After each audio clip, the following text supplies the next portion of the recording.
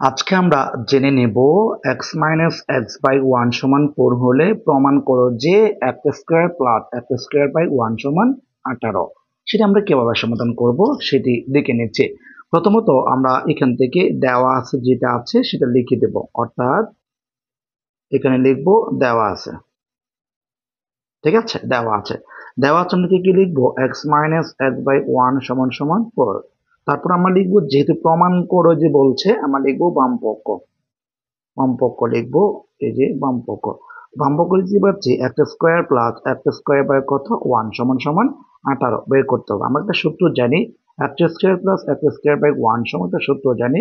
সূত্রটা হচ্ছে x-x/1 whole square plus 2ab, a হচ্ছে x, b হচ্ছে x/1। তারপরে আমরা কি করব, এই যে এটা উপরে নিচে x কাটাকাটি করলাম, x-x/1 এর মান হচ্ছে 4। আমরা 4 বসাবো, উপর আছে স্কোয়ার, এরপরে 2ab দেব। 2a কাটাকাটি গেছে গা। এরপরে 4 উপর যদি স্কোয়ার হয়, 4 4 কত হয়, 16 হয়। এরপর 2 আছে, 2 দেব। তাহলে 16 এর সাথে 2 যোগ করলে কত হবে, 18 সমান সমান ডান পক্ষ। তাহলে আমরা কি করলাম, এই যে প্রমাণিত, আমাদের যে প্রমাণ করতে বলছে, প্রমাণিত আমরা এই পাশে লিখে দিতে পারি, প্রমাণিত।